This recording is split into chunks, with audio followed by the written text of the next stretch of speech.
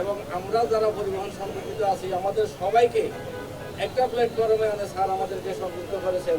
আমরা একজন একটি শব্দ লিখলে সবাই খুঁজে দেখতে পারি।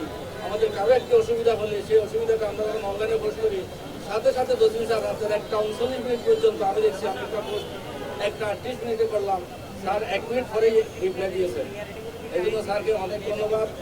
এবং স্যার আরও বলছেন যে সমস্ত হোটেলগুলি এখানে আছে, যে সমস্ত আদার স্টেক হোল্ডার আছে সবাইকে অনলাইনে আনবেন। আমরা যখন এই অনলাইন বাস টার্মিনালের ওয়েবসাইটটা দেখি তখন আসলে আমরা অভিভূত হই এবং তখন আমরা পুলিশ প্রশাসনের কাছে অনুরোধ জানাই যে শুধু এটি থাকলেই হবে না, এটি সকল ট্যুরিস্টের কাছে, সকল পর্যটকের কাছে এটা পৌঁছাতে হবে।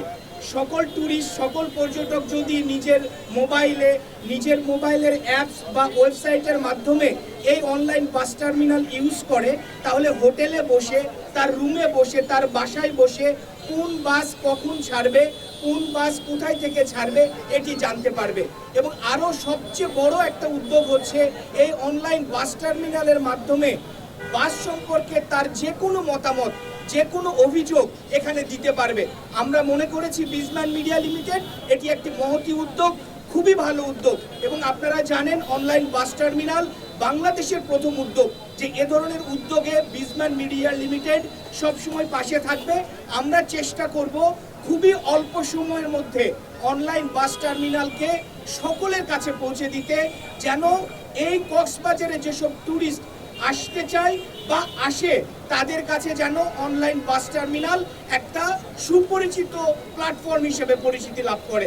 আমরা ফার্স্টেও আরও নান্দনিকভাবে আমরা এই বাসের যে এলইডি প্ল্যাটফর্মে বাসের শিডিউলগুলো আপনারা যেগুলো এখন পিছনে দেখতে পাচ্ছেন এগুলো আমরা কেউ ইনপুট দিই না। এগুলো পরিবহন সেক্টরে যারা সংযুক্ত আছেন, পরিবহনের ইনচার্জ বা দায়িত্বশীলরা তারা ইনপুট দিয়েছেন তাদের বাসের নাম্বার, তাদের এই বাসটা কোন জায়গা থেকে ছাড়বে এবং এই বাসের এটা কোন জায়গায় কখন ছাড়বে শিডিউল টাইম অনুযায়ী আপনি এখানে ডিসপ্লেতে দেখতে পারবেন। এবং প্রতিদিন আপডেট হবে।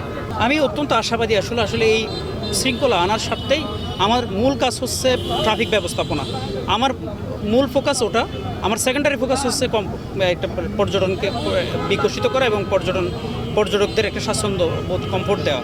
তো আমার যে প্রাইমারি লক্ষ্য উদ্দেশ্য এইমটা সেটা হচ্ছে আমার ট্রাফিক ব্যবস্থা একটা পরিবর্তন। যেমন আপনি রাত 9টার পরে বাসগুলো ঢুকে কক্সবাজার শহরে, আপনি দেখবেন যে রাত যেটা 11টার বাস সেটাও 9টার পরে ঢুকে যায়, যেটা 9টার 15 বাস বা 30-এর বাস সেটা 9টার।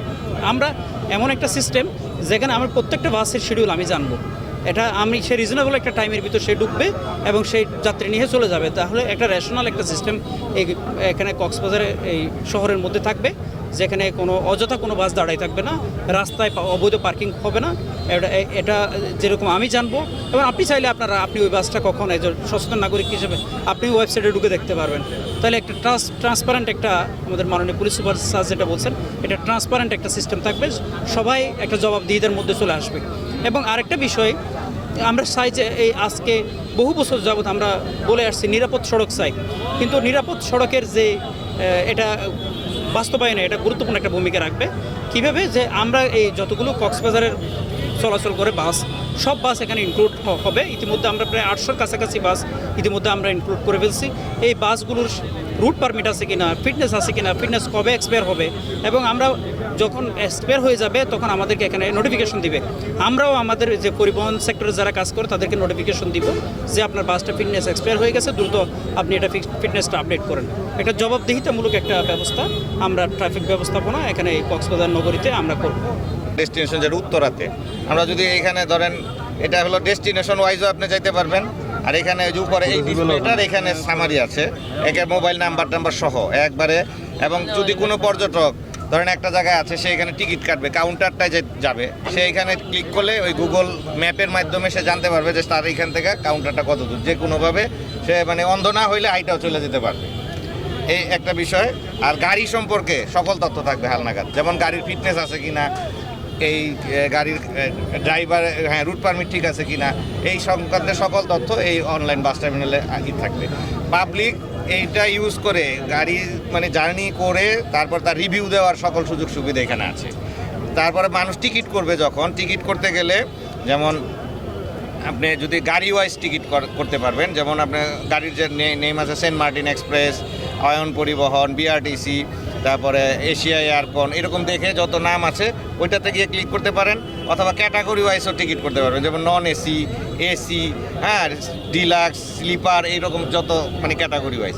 এটার মাল্টিফেরাস একটা ব্যবহার আছে এবং এটা আমরা আশা করি যে এটা মানে পর্যটকদের জন্য একটা খুব সুখকর এবং আরামদায়ক হবে এবং এটা ভেরি স্মার্ট একটা প্ল্যাটফর্ম আমরা মনে করি এবং কক্সবাজারের যে ট্যুরিজমের যে স্ট্যাটাস এটাকে আপহোল্ড করবে এবং আরও উন্নত করবে।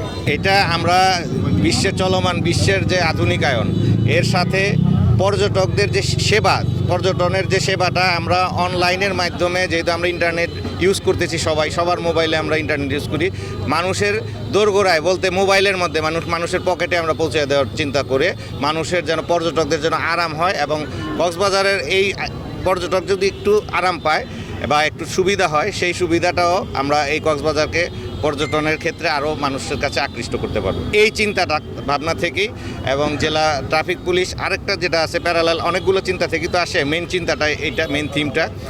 আর দ্বিতীয় প্যারালাল যে চিন্তাটা ছিল আমাদের, যে শহরের ট্রাফিক যে ব্যবস্থাপনা, যে কাউন্টার আপনি দেখবেন যে একটা কাউন্টারে যদি আজকে আমি যদি একটা যে কোনো একটা ব্র্যান্ডের গাড়ি, তার রাতে গাড়ি আছে ধরেন 5টা, সে কিন্তু দেখবেন যে চেষ্টা করে যে 5টা গাড়ি কাউন্টারের সামনে এনে রাখতে। তো আমরা এই অনলাইন বাস টার্মিনালের ফলে আমরা যে গাড়িটা ছাড়বে সেই গাড়িটা 15 মিনিট আগে পার করবে এবং এটা আমরা মনিটর করব। তার গাড়ি ধরেন 12টার বাস আছে, সে 11টার সময় গাড়িটা আসবে না, সেটা আসবে 12টা বাজার 15 মিনিট আগে। তো প্রত্যেকটা কাউন্টার, প্রত্যেকটা বাসের যারা আছে, যারা অপারেটর আছে, তারা একটি করে বাস আমরা অ্যালাউ করবো তাদের কাউন্টারে। এটা আমরা করলেই দেখবেন যে শহরের যে ট্রাফিক কনজেশন বা ডিসিপ্লিন এটা চলে আসবে। কক্সবাজারের যেহেতু এটা ট্যুরিজম হাব এবং বাংলাদেশে পর্যটনের রাজধানী, পর্যটন রাজধানী হিসেবে পরিচিত, এইখানে যত পর্যটক আসবে কক্সবাজারের বাসিন্দার যে অর্থনীতি, কক্সবাজারের যে অর্থনীতি, এটা পর্যটকের উপর একটা ডিপেন্ড করে, এই অর্থনীতির ব্যাপক ভূমিকা রাখবে। Thank you.